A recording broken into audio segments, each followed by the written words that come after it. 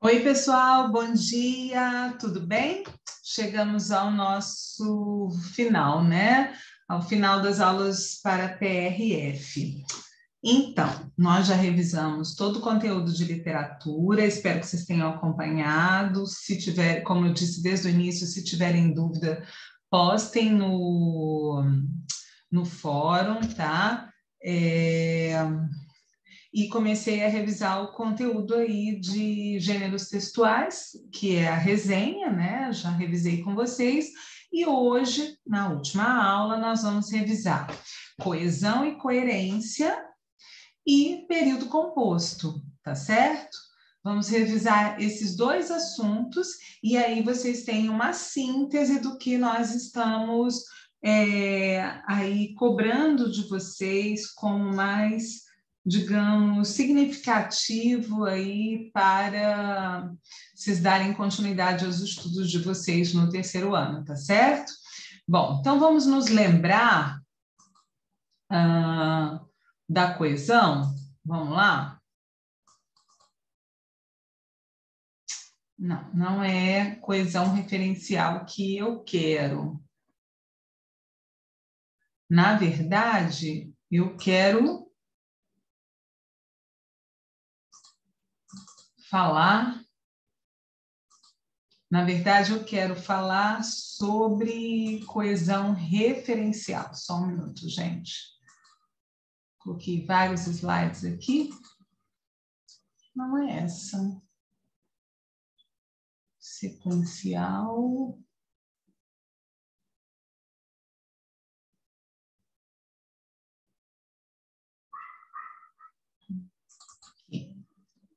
É essa, coesão referencial. É sobre isso que eu quero inicialmente falar, tá?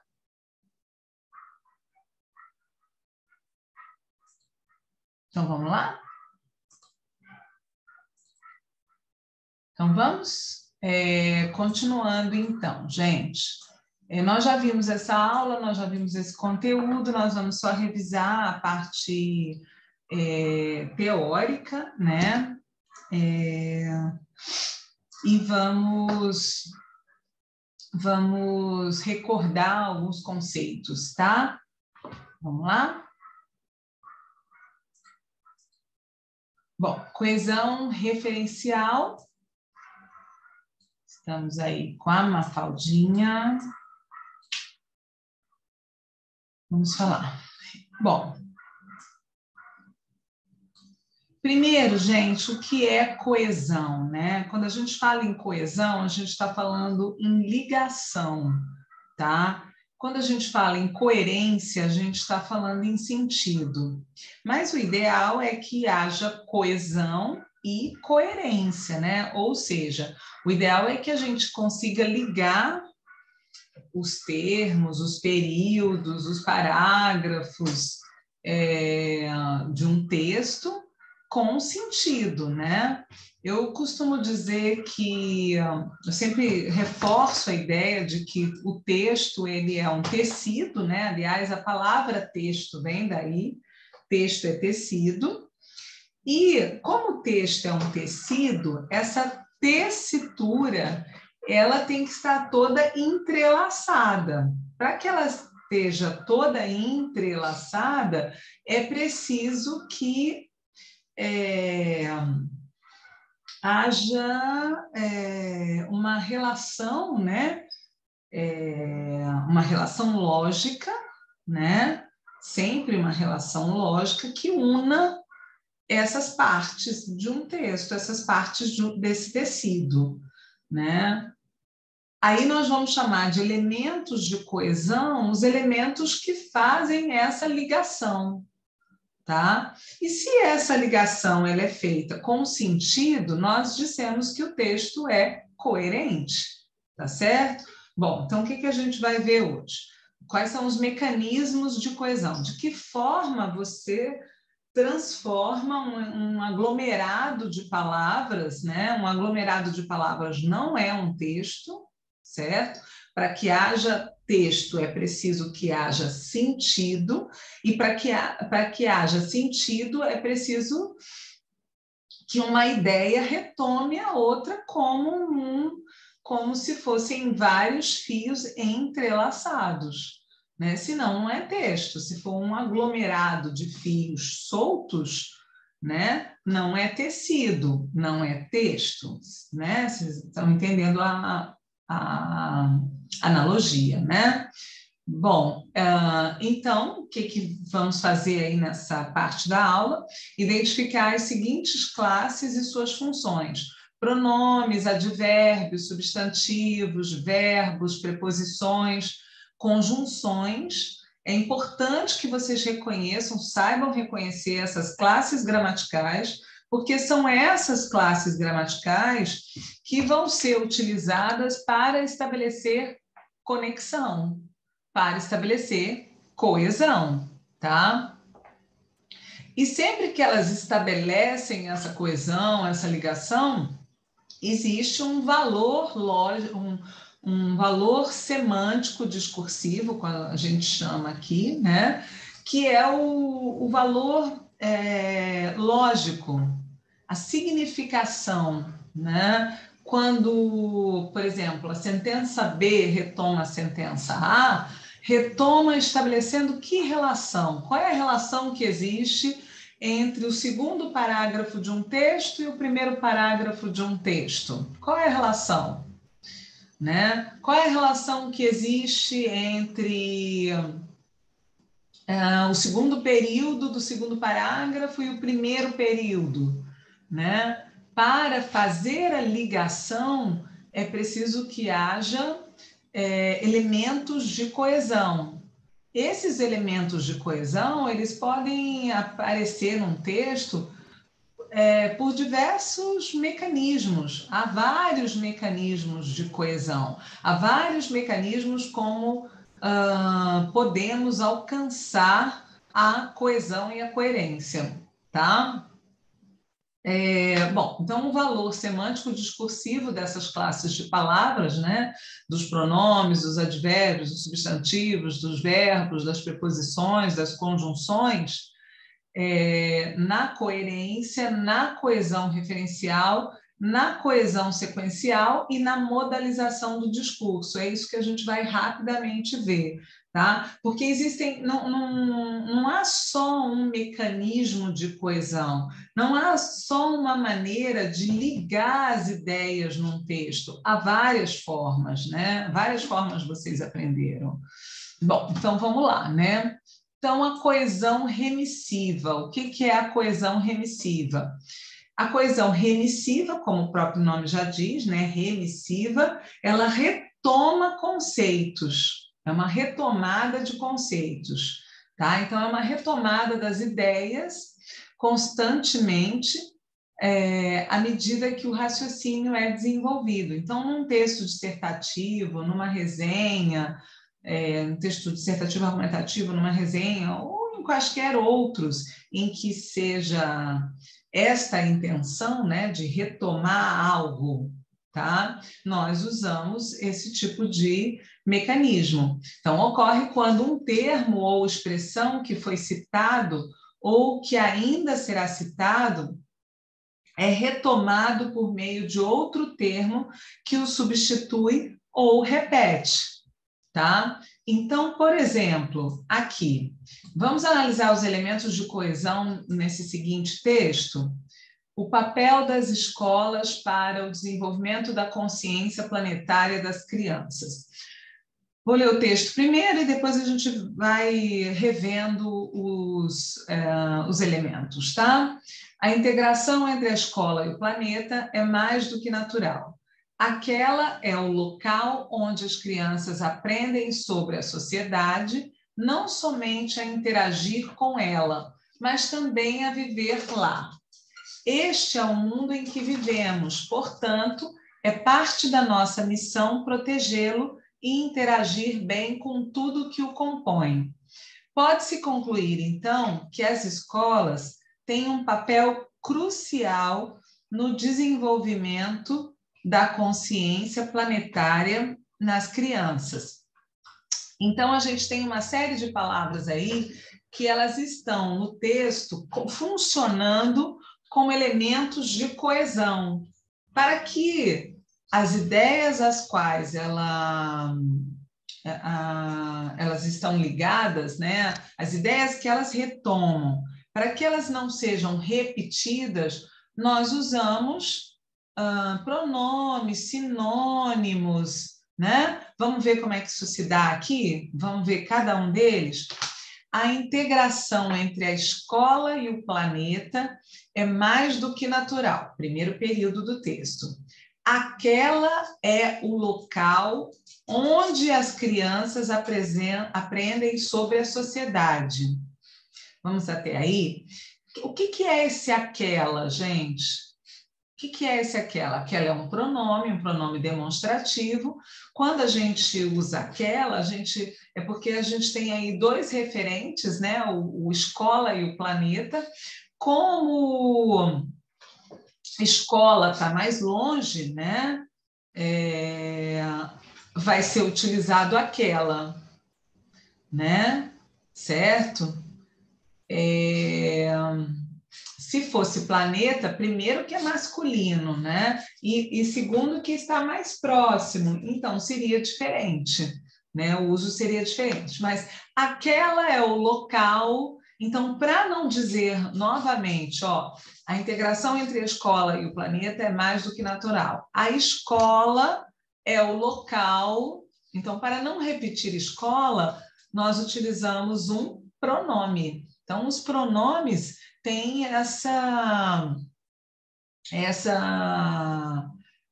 característica, né, de retomar algo que foi já dito, né, ou de apresentar algo que ainda vai ser dito. Pode ser também, tá?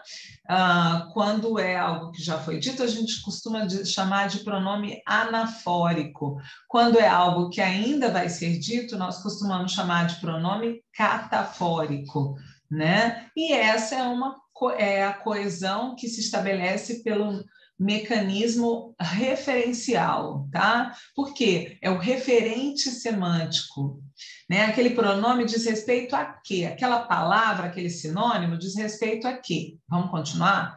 Então, aquela já sabemos que é a escola. Aquela é o local onde as crianças aprendem sobre a sociedade. Então, onde está aí também substituindo local. Em vez de aquela é o local. No local, as crianças aprendem sobre a sociedade. Em vez de haver a repetição também é uma das maneiras de se estabelecer coesão. Mas eu não posso passar um texto inteiro só repetindo as palavras. Por isso eu me utilizo de outros elementos de coesão, outros mecanismos de coesão, como o pronome, tá certo, gente? Então, onde as crianças aprendem sobre a sociedade, não somente a interagir com ela quem? A sociedade. Outro pronome anafórico. Então, é outro pronome. Aqui, no caso, um pronome reto, né? Um pronome pessoal do caso reto, que retoma algo que já foi dito anteriormente. Não é isso?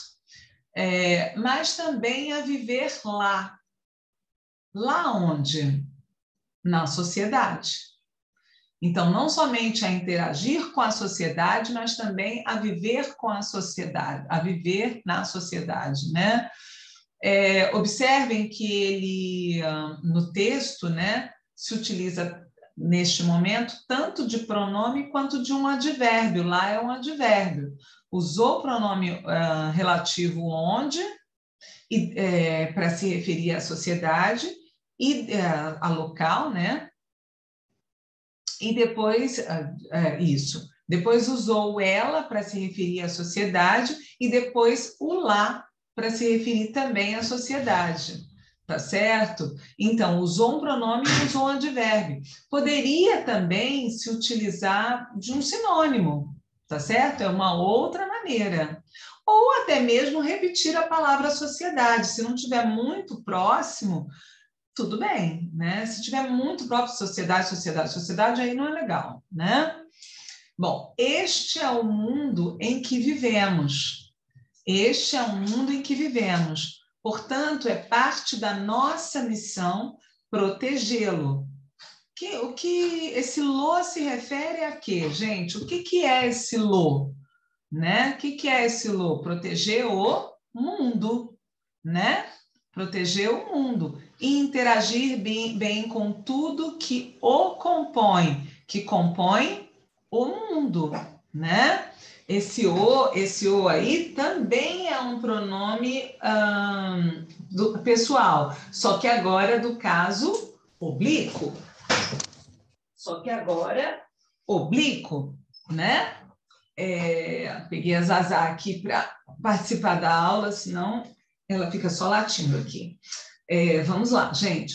Pode-se concluir, então, que as escolas têm um papel crucial no desenvolvimento da consciência planetária nas crianças.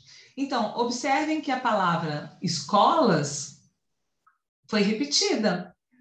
Posso repetir? Posso repetir. É uma das maneiras de estabelecer a coesão, né? A repetição. Então, vejam que aqui, como mecanismos de coesão referencial, usamos pronomes para substituir palavras, né, que já foram ditas, né, ideias que já foram apresentadas, usamos advérbios, usamos sinônimos, né, e usamos também, podemos usar sinônimos, né, não usamos, e podemos também simplesmente repetir. Observem que a palavra escola foi repetida, escolas, e a palavra crianças foi repetida, tá? Quer dizer, são diversos os mecanismos, tá? De coesão referencial. Então, olhem aí, tá?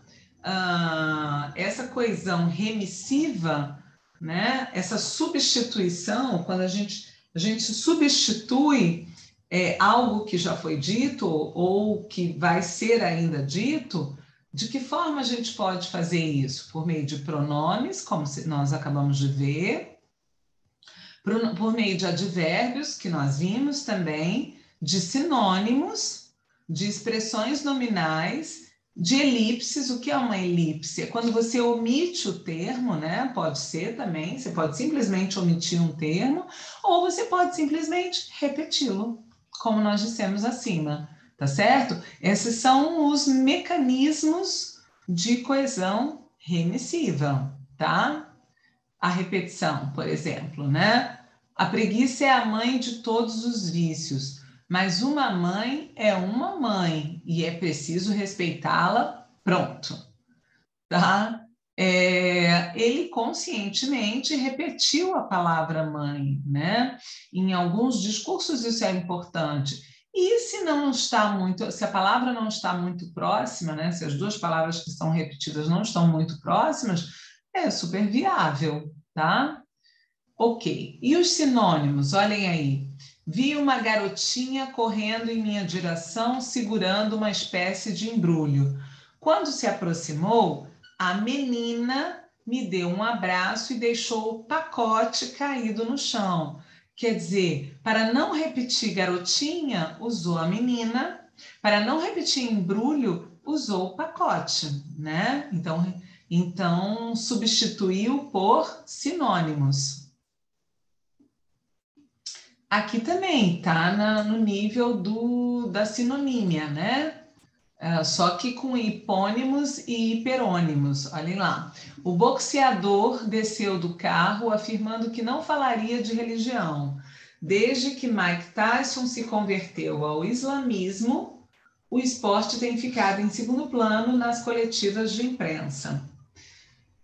Mike Tyson é o boxeador, islamismo é a religião, não é isso?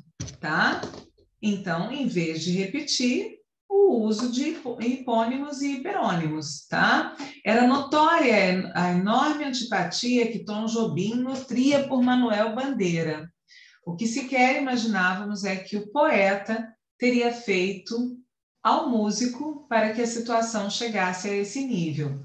Tom Jobim é o poeta, desculpem, Manuel Bandeira é o poeta, Tom Jobim é o músico, certo? Quase que eu ia errando aí, hein, gente? Ok, aqui outro exemplo. Vejam esse texto. Mais um exemplo aqui. Não por acaso a princesa Leia se tornou uma princesa da Disney.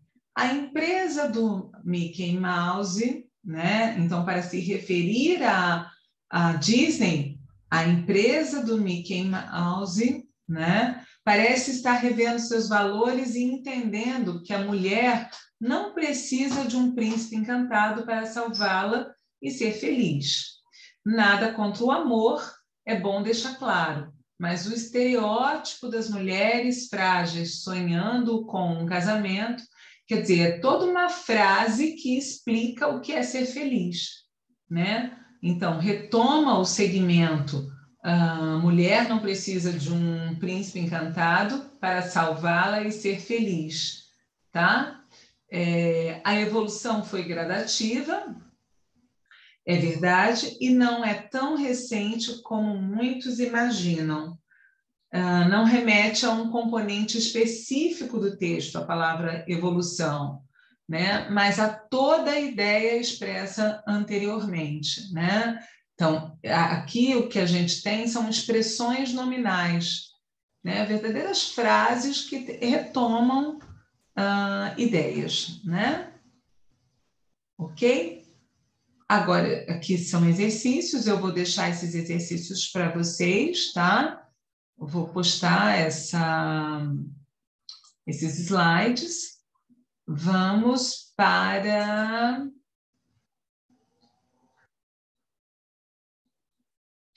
a coesão sequencial. A coesão sequencial também é muito importante, muito utilizada, tá? Aqui. Também é muito utilizada, é outro mecanismo, tá bom, gente? É outro mecanismo. E vamos ver um pouquinho. Ó, a coesão sequencial, ela é responsável por criar as condições para a progressão textual. De maneira geral, as flexões de tempo e de modo dos verbos, as conjunções, são os mecanismos responsáveis pela coesão sequencial nos textos. Esses mecanismos são utilizados para que as partes e as informações do texto possam ser articuladas e relacionadas. Além da progressão das partes do texto, os mecanismos de coesão sequencial contribuem para o desenvolvimento do tema. Dessa forma, o autor do texto evita a falta de coesão, garantindo uma boa articulação entre as ideias, as informações e os argumentos do interior do texto e, principalmente, a coerência textual. Bom, então, o que nós temos aqui? Alguns termos responsáveis pela coesão sequencial nos textos. Vou deixar aqui aberto um pouquinho para vocês darem uma olhada. Operadores que somam argumentos, né? Então, ó, também, ainda, nem, não só, mas também, tanto como, além de. Operadores que indicam um argumento, inclusive, até mesmo, nem mesmo. Operadores que deixam subentendida a existência de uma escala com outros argumentos mais fortes.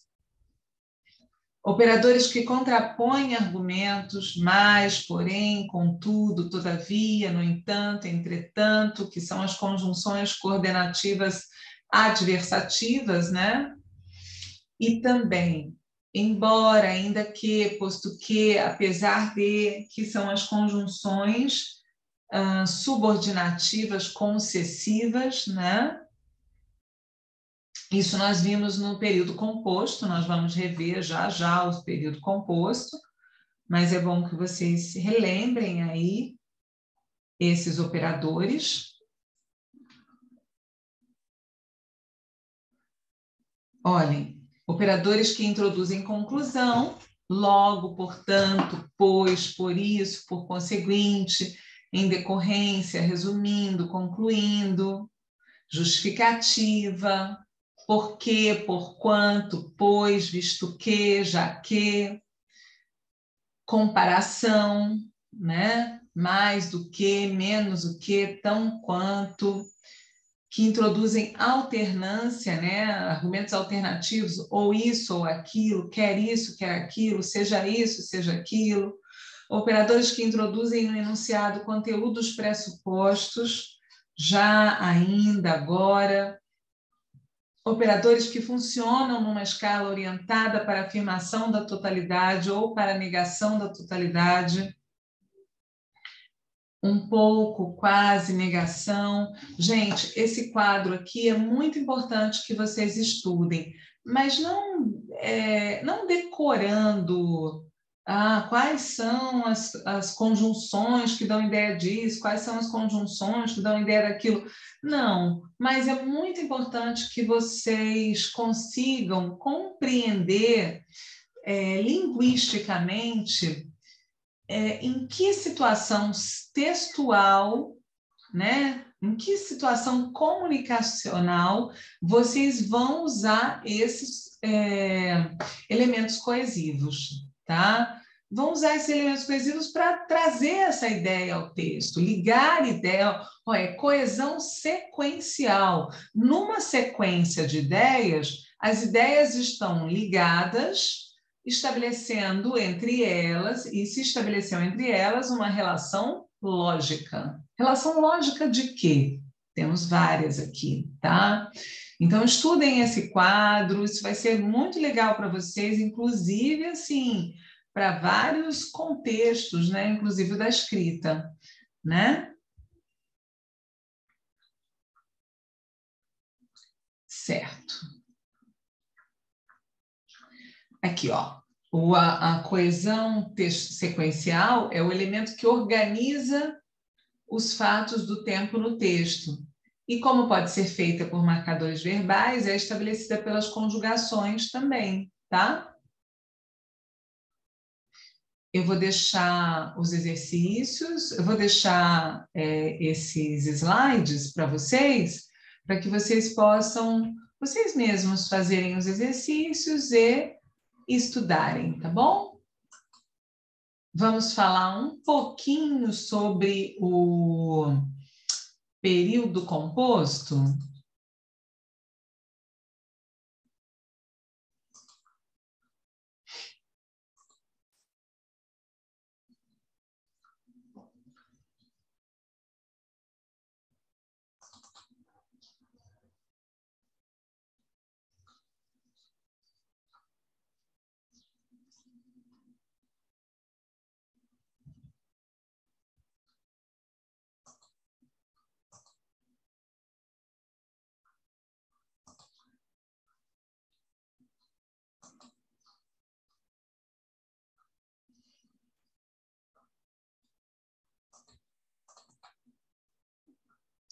Vamos lá, vamos falar um pouquinho sobre período composto. Aqui, período composto por coordenação, né? Orações coordenadas assindéticas e orações coordenadas sindéticas.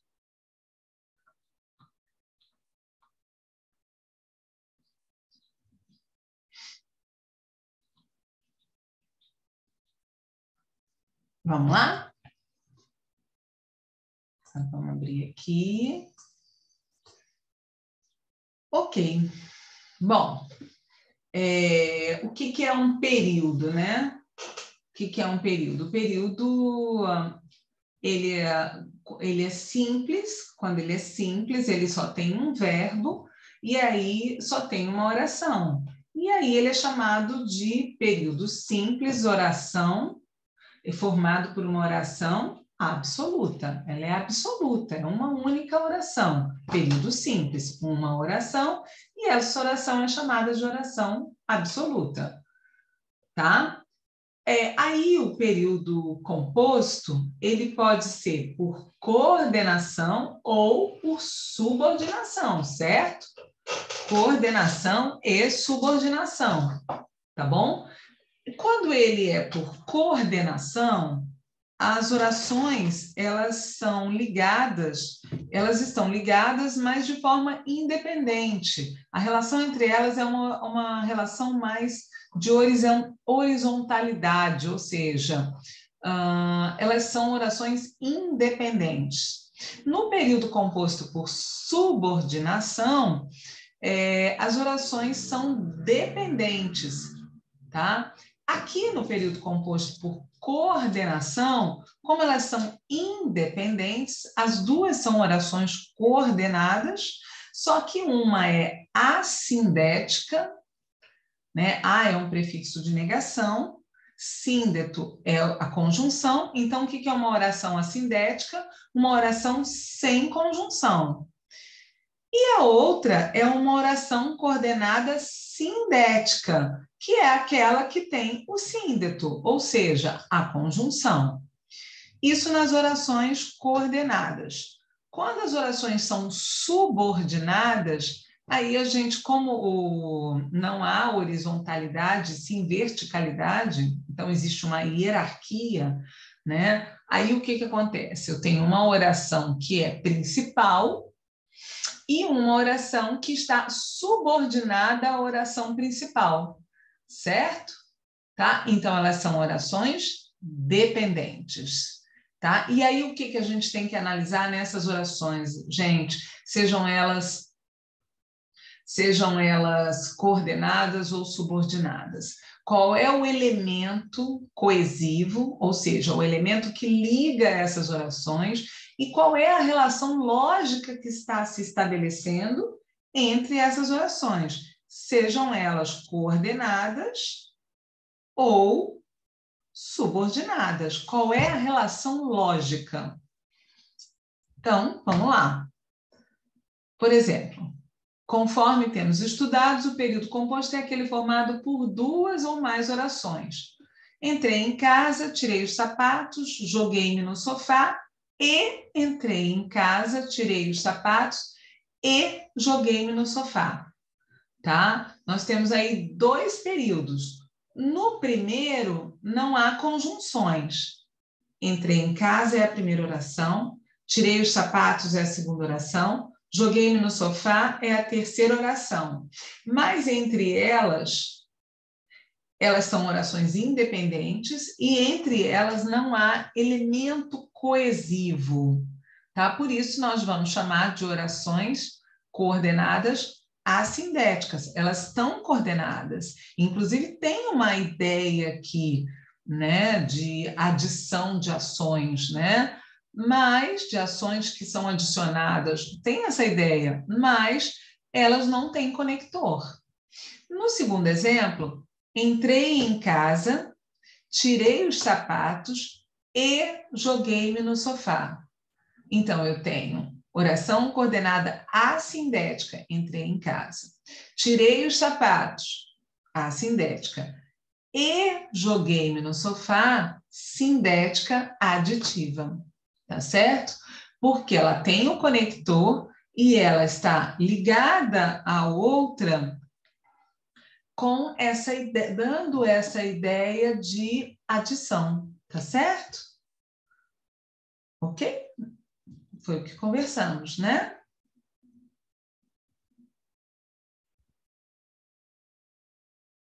Elas são orações independentes, tá? As orações coordenadas, elas podem ser aditivas, adversativas, alternativas, conclusivas e explicativas. Depende do quê? Depende da relação que é estabelecida. Se for de adição, se for de oposição, se for de alternância, de conclusão ou de explicação. Como nós vimos naquele quadro, lá nos elementos coesivos, lembram-se? Vocês viram ali, eu disse a vocês para vocês estudarem aquele quadro, né? E ali vocês têm uma síntese também dessas conjunções, tá? Então vamos lá? Orações coordenadas sindéticas. As orações coordenadas sindéticas aditivas estabelecem com a oração anterior uma relação de soma, de acréscimo, de continuidade. Na manchete ao lado, a oração coordenada sindética aditiva e vagões viram forno sobre trilhos indica a ideia de adição à oração assindética trens e metrôs sofrem. Trens e metrôs sofrem pânico, pane, né? Trens e metrôs sofrem pane e vagões viram forno sobre trilhos. Quer dizer, uma ideia foi adicionada. São duas orações independentes, certo? Trens e metrôs sofrem pane. Vagões viram forno sobre trilhos. São duas orações independentes do ponto de vista sintático, tá? Agora, estão ligadas por uma relação lógica que que adiciona, né, que cria uma relação em que a segunda adiciona uma ideia à primeira, tá? Dá continuidade à ideia da primeira, não é isso? As adversativas já apresentam uma ideia oposta. Então, as orações coordenadas sindéticas adversativas estabelecem com a oração anterior uma relação de oposição.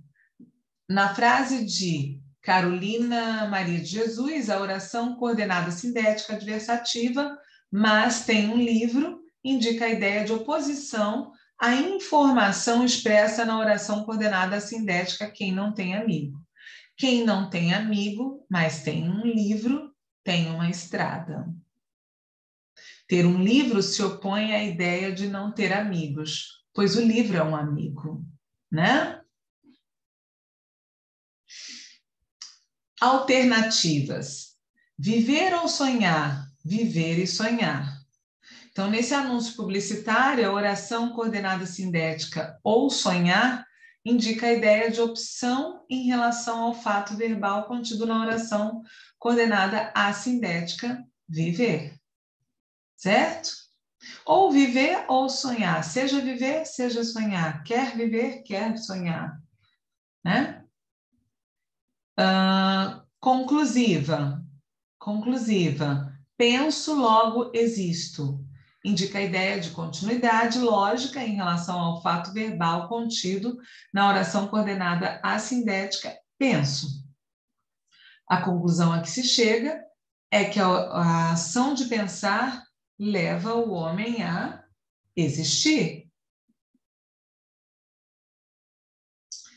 E explicativas. A arte existe porque a vida não basta. Lindo isso, né? A arte existe porque a vida não basta. As orações explicativas, né? Acrescentam aí uma explicação para o que se declara na oração anterior. Porque a vida não basta é a explicação de a arte existir, da existência da arte.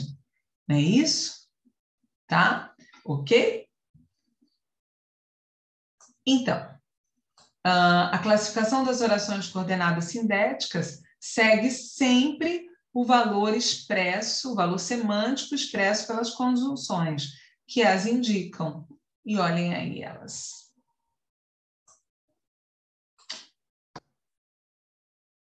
Que estão naquele quadro que mostramos para vocês. Tá certo? Ok? Agora, naquele quadro, gente, a gente também tem as subordinadas, né? As orações subordinadas são orações dependentes, aí vai ter uma principal e uma subordinada. No caso das orações subordinadas, e elas também vão aparecer na PRF, estudem também as orações subordinadas, tá? A gente vai deixar aqui exercícios para vocês na plataforma e vejam também naquele quadro, né? As ideias lógicas, né? Todas as referências semânticas das conjunções, que podem ser de tempo, de finalidade, de causa, de consequência, de proporção, de comparação, tá? Então, o que eu tenho que me aperceber? Eu tenho que compreender qual é a relação lógica que está se estabelecendo entre essas relações, tá certo? Bom, gente, é isso. Se tiverem dúvidas, por favor, postem, e eu vou colocar todas essas aulas com os exercícios que estão nas aulas, que eu não trabalhei com os exercícios aqui, porque senão não daria tempo de rever todo esse conteúdo.